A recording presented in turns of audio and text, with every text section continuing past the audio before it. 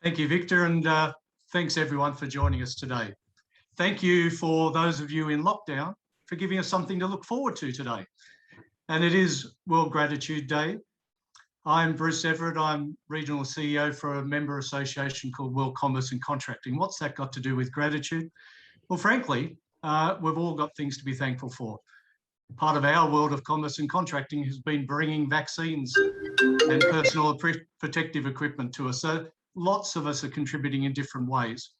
I also want to give thanks today, especially for the traditional owners of this land that we're meeting on, and for acknowledging the gift that they've given us in terms of culture and the enduring wisdom of emerging and existing elders. So thank you, as I said. In the past few weeks, we've been reflecting on ideas of forgiveness and optimism, on are you okay, asking the mental health question, and optimism. And today it's gratitude and optimism. So why celebrate gratitude? Why is giving thanks important to our optimism and resilience in difficult times? Well, people on the chat today will be sharing their perspective. And Lizzy Kouth, who's a refugee originally from Sudan, now our state of Victoria's multicultural commissioner, will be sharing her perspective, and also a wonderful video that she has on the benefits of gratitude. We've also got Stephen Farrugia, who will be sharing his perspective. He schools people in the merits of creating a gratitude culture. And I know we have some members from Air Services Australia today who open their meetings each time with expressions of appreciation and gratitude for things that have been done, but also for people in their team. So there's an opportunity for each of us to share our perspective on giving thanks. And we have our Optimism Centre for Optimism people, Victor, Kay, Jenny and Noirin sharing their perspective as well on what's there to give thanks for. And given this has occurred in the last few days, Victor set me the challenge to be able to say, well, Bruce, why would you give thanks for fracturing your wrist by falling off your bike? What's there to give thanks for? Okay, so I'm in lockdown Melbourne. What are we up to? 236 days. So what's there to give thanks for? Well, I'm out there doing my 2 hours of permitted exercise and I fall off my bike.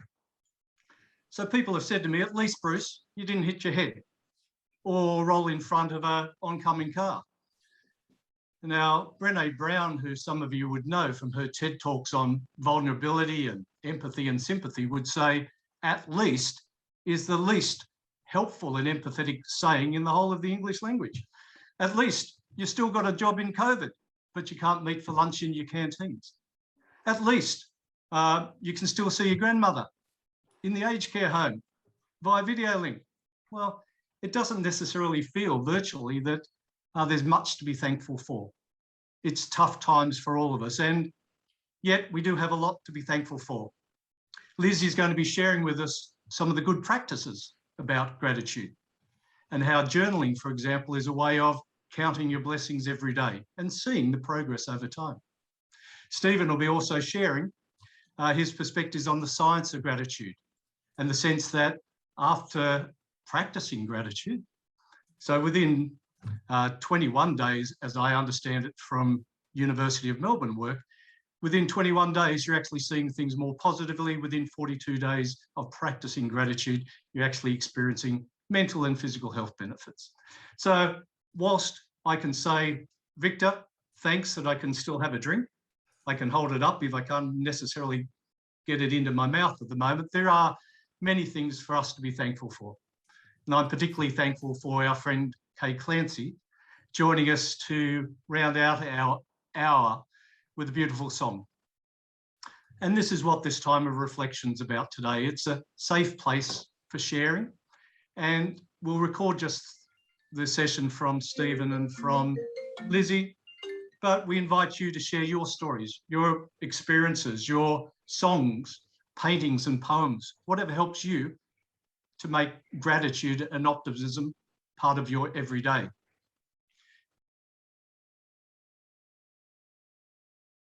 Victor, how do you see that optimism and gratitude are related. Look, thank you very much. And I was actually just reviewing my old book, Optimism, the How and Why. And for me, gratitude is one of the underpinnings of optimism. And while striving to reach our goals, it's important to feel grateful for what we have today, because optimism is often a very forward-looking process. We often quote Mother Julian of Norwich and that notion of all will be well, all will be well, all manner of thing will be well. You start with this process of gratitude, and Steve's going to talk about the science of this. And so many university studies have now shown that being consciously thankful, getting people to write a note, to make a phone call, to send a message, thanking someone for their day. And one of my favorite quotes, both from the book and for the Centre for Optimism, comes from Paul Levins, who told me, optimism relies on gratitude, and gratitude is refreshed by optimism. And then one of my favorite educationalists, headmistress and author Ray Snape, and she with me is a radical optimist. She wrote this: gratitude opens one's heart. And of course, we had such a wonderful series last year, The Optimist Heart. So gratitude opens one's heart and makes one appreciate the minutiae and detail of life. This openness is the foundation to spotting opportunity, and this is the foundation for optimism.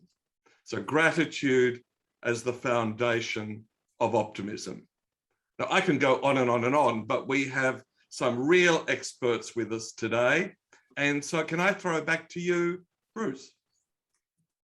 Thanks, Victor. Happy to catch that one. And you talk about the practice of optimism. It's interesting that we're also thinking about the practice of gratitude.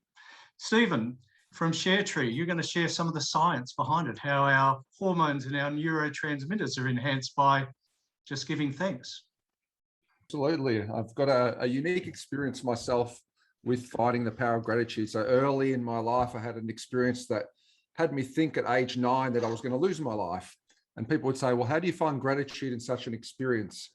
That experience helped me reframe life in a way that purpose became first, and that I found a deep sense of the power of meditation. So in any situation, there is always things to be grateful for. And what I wasn't aware of was the science that goes behind it. Mm-hmm. And I further did research to understand that, and I'm about to share it with you now. Now, I'm just sharing up with you my screen here. So if it doesn't show up, just let me know. It's coming up. Excellent. Here we go. So the amazing part about the human mind is that it can't be stressed and grateful at the same time. And why is that? It's because the neuron networks that run those programs have to run certain chemicals down them. Now, if I'm in a state of stress, what's happening is cortisol is running through my system. And cortisol can be very useful if I'm going to fight a bear or I'm trying to flee from, a war zone. But it's not very useful as our default operating program. And eventually, over time, it will break our body down. When we put aside the state of distress and we engage with the state of gratitude, what happens is we get this cocktail of lovely chemicals running through our bodies. Peptides and hormones, dopamine, oxytocin, endorphin, and serotonin. And the easy way to remember that is what gratitude does. That's the acronym. Dopamine is the reward hormone, makes us keep coming back. It's also the same thing that gets you addicted to Facebook and LinkedIn. But when it's harmonized with these other peptides and hormones, it plays a very balancing effect on the body. Oxytocin is the love hormone. It makes us feel connected. And this is what flows in abundance, particularly for women when there's a newborn child. It's that sense of connection that we have. Endorphins is what floods through your mind when you are exercising typically, and it gives you that sense of clarity. It's where high states of innovation live. And serotonin is that willpower neurotransmitter. It allows us to be resilient because we can see the good in things and we can endure things for longer. And we often burst a bubble for organizations that seek resilience. And we say, if you want resilience in a culture, what you need to embrace is gratitude. Gratitude does all of those things in a balancing way. Now, can you imagine going to the Australian football grand final and reserving your cheer for the end of the game only. It would be a pretty dull and boring experience, right? But for some reason, we do this in our workplace cultures and we do it in our lives every day. We reserve these cheers for special moments, be it Christmas, your birthday, whatever it might be. But there's really things to be celebrated at every turn. And in fact, the strain and the challenge is part of the celebration itself. So what are the immediate impacts of gratitude? What happens when all these beautiful chemicals run through our body and our mind? Well, we recently did a study during lockdown, arguably one of the most straining times for an emotional state in the history of a workplace.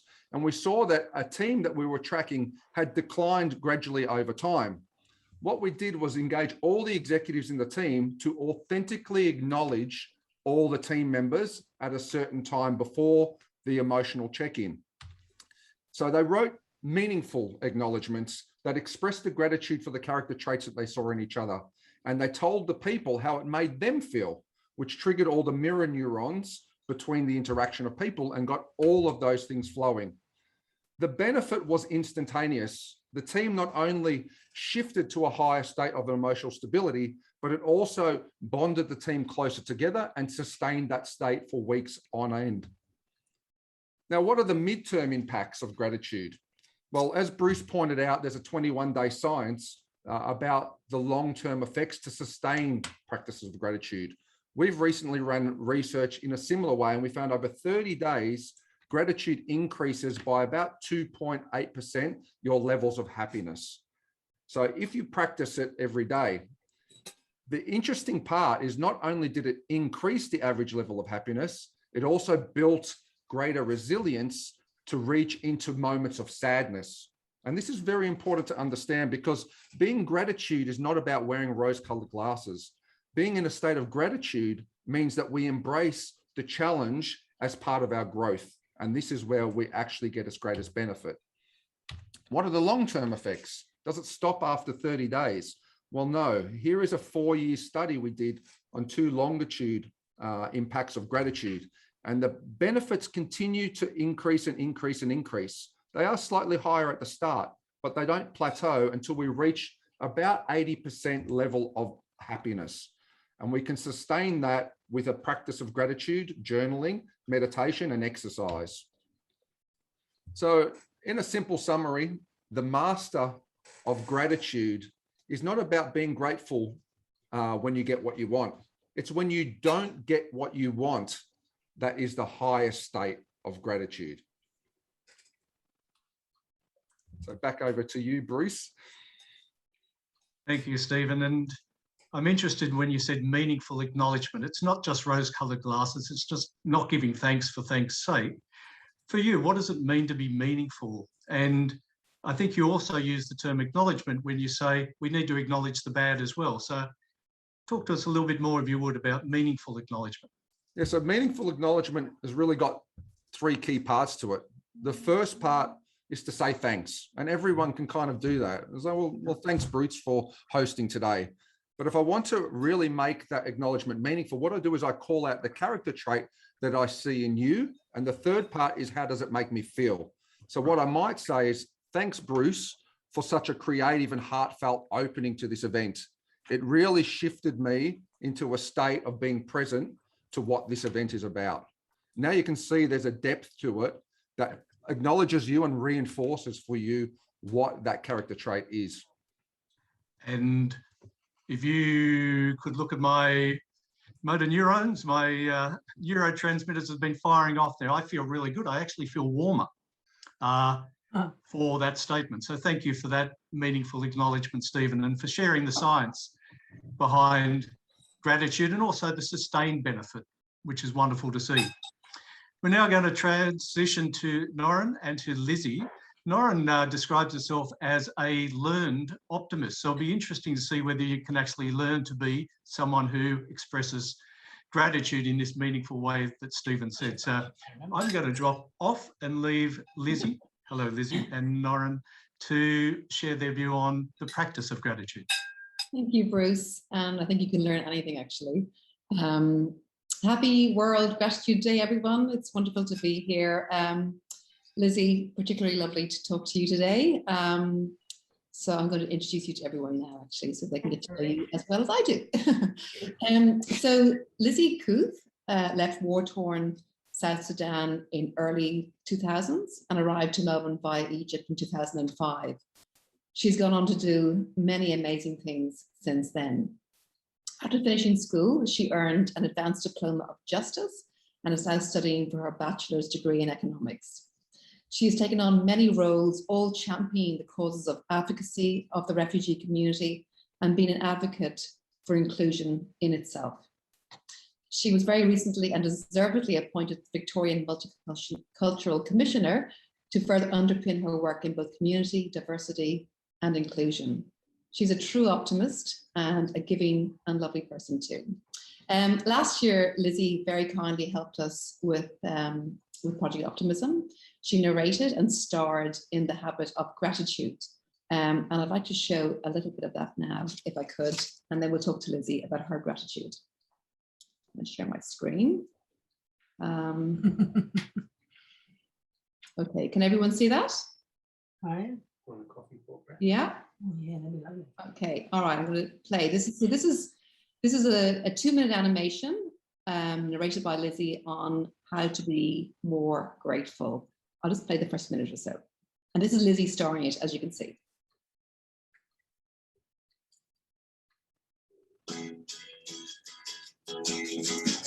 Practice gratitude like an optimist. Gratitude is one of the underpinnings of optimism. Let's take an example. Imagine a beautiful tree in the middle of a forest, a special tree that catches your eye. You really look at it and let its beauty sink in. In this moment, you are glad and grateful to really see this beautiful tree and to allow yourself to feel it too. While striving to reach our goals, it's important to feel grateful for what we have along the way and for today. Respected university studies show that habits of being consciously thankful makes people more optimistic for an extended time and more optimistic about their lives in general. Gratitude is an action. You need to practice being grateful in order to feel more optimistic. There are 2 elements to this practice. The first is to frequently express your gratitude to people. The second is to record your gratitude on a daily basis. Exercises to help express gratitude, daily or weekly journaling. It may sound like work, but if you really try, the benefits are enormous. Journaling is like writing a love letter to yourself.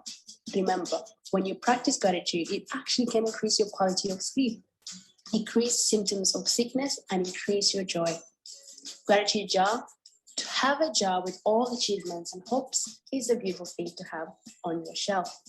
With color pieces of paper, write gratitude for the day, fold it up, and place it into the jar.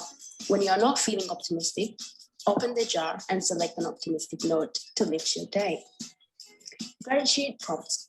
Asking yourself, what makes you grateful leads into a positive and optimistic day. Meditation. Meditation is optimum, grateful practice for yourself to be optimistic. Meditation requires you to take time out of your day to simply be oneself and clear your mind temporarily so that you have peace, joy, and presence. So be grateful. Grateful like an optimistic. Good. Thank you, Lizzy. Sorry, I had to play the whole thing because I loved it. I hadn't seen it for a while. And you remind me about the gratitude jar. That's a lovely practice. Thank you again for being involved in Project Optimism and for sharing your optimism and gratitude. Today, I wanted to ask you a couple of questions, 3 questions actually, if I could. All right. 1, what are the 3 things that you are eternally grateful for in your life? That's a beautiful question, Maureen. Thank you so much for asking me that, because I'll have to go into myself to reflect on that, because I think just to choose 3 things, I think it's not easy, because life is full of abundance of many things that one should or must be grateful for, but I'll keep to those 3. The first thing I would say it's my grandmother. I'm grateful for her life. And most importantly, I'm grateful that she saw that I was worthy of her love. For those of you who don't know the story, and my grandmother risked her life to bring me here today, and I wouldn't be where I am today if not for her. So that's number one thing that I'm grateful for. The second thing I'm grateful for, I must say, I'm grateful for my heart. It's a recent thing, actually. I'm realizing how beautiful my heart is. It's been able to beat for the last 30 years and hopefully for more years, keeping me alive. So I'm grateful that my heart is both soft and hard. My heart is soft in that I care about humanity. You know, my heart feels for when someone is in pain. And so I'm always feeling that I need to be doing something to alleviate that pain and make things less, especially when it comes to unnecessary pain in the world. So my heart is really, it's always feeling like it's breaking. So I'd say that's the soft aspect of my heart. And the hard aspect of my heart is that even though at times my heart breaks, my heart is hard enough to not stop pursuing things to improve life. So I'm not giving up on the things that I feel I can do. And so I'm grateful for that. So my heart, thank you. The third thing I'm grateful for, this one was actually quite difficult. Like I said, I have so many things to be grateful for. So I sort of went back to myself and realized I'm grateful for my sense of intuition. I realized over the years, I've been able to really go back into myself, especially when it comes to making life-changing decisions, especially, you know, growing up as a teenager, raising my own teenager siblings. It was really difficult for me to make tough decisions on my own. So I've had to rely on my inner self, the self in me that I feel is wiser, you know, because when you look at your age, you know, as an 18-year-old, I didn't really have enough experience being a parent, let alone deciding for myself, and now I'm deciding for other people. So I'm grateful that I was able to rely on my intuition to guide me, and I'm grateful for that, because here I am today, and I really do owe it to that person that's inside of me. So those are the three things that I'm grateful for. That is so gorgeous. Thank you so much for that. Thanks, Maureen. Yeah. It really is beautiful. Thank you. I'm just thinking now. So your gratitude practice, Yes. Lizzy, we saw you using the jar in the animation. Yes. Is there any other gratitude practice you'd like to share with us here today? Yeah, absolutely. Yeah, one of my role models, her name is Maya Angelou. I'm pretty sure most of you here might have heard of her. She once said, "Let gratitude be the pillar upon which you kneel to say your nightly prayer." That spoke to me because I'm the kind of person, like I said, I like those quiet moments where I can be with myself and my thoughts, and especially to be thankful, you know, and I'm sort of a spiritual person, so I'm Christian, so I go to God and say, thank you, God, and go to God with a feeling of gratitude, like, you know, not being like, why am I from refugee background? How come my parents aren't rich? Things like that. Why do I have to work so hard? I don't, you know, so I remind myself to go to God with this feeling of, with a sense of gratitude. And so that would be something that I really, and I would encourage everyone here to really realize the good and sort of go with that. And it also helped me with my perspective on things. Yeah, I love that, Lizzy. It actually goes to Steve's point about being grateful even when there isn't a lot to be grateful for sometimes. Exactly. Yeah, I love his story. I really did. Yeah, it resonated with me, definitely. No, that's a lovely example of that. Thank you. And finally, one last quick question. Is there any advice you can give to others to become more optimistic in their life? I felt like I said that in my second question, which is really, I think it's so important. And I feel like just saying thank you, starting things with thank you. You know, you hurt yourself. We're so quick to jump to the negative, you know, to feel like, oh, this is awful, and sort of list all the awful things that come with being in pain. I would encourage everyone to remind yourself of the wonderful things, and and simple things like our hearts. We're not aware of what it takes for our heart to just beat. We don't tell it to beat for us, it just does. And so I think even our bodies, when we do break our bodies because maybe we're being a bit, we were in a hurry or something happens. Bruce. Bruce. Show your cast, Bruce. Show your cast. Gratitude. That's beautiful. Yeah. And I think, thank God for Bruce for showing how, this I feel would really help your body recover quickly. I love that. Thank you so much for your time, Lizzy. That was so gorgeous. Thank you. Back to Bruce, you and your broken arm with gratitude, and take it away. And certainly I was not going too fast, but I might have allowed a little bit more time behind that car when I passed it. Anyway, thank you, Sorry, Lizzy. I wasn't having a go at you, I promise. No. And certainly I didn't hear anything about actor age, Bruce, but let's move on from that. Thank you, Lizzy. Thank you, Noirin. Well, we hope you enjoyed that extract of our World Gratitude Day celebration. From there, we broke out into groups. We shared reflections on gratitude and optimism. Clancy sang a beautiful song. Maureen Chen shared a meditation on optimism and gratitude. And we finished off with laughter and a beautiful thank you from Sav. People regarded this as the best event we'd ever held. So we hope you appreciated that extract from the video, and we'd love you to get involved with the Centre for Optimism. Go to our website, centreforoptimism.com. You can sign up for the free newsletter, or better still, sign up to become a subscriber or a member. We wish you a wonderful day, spreading optimism around you.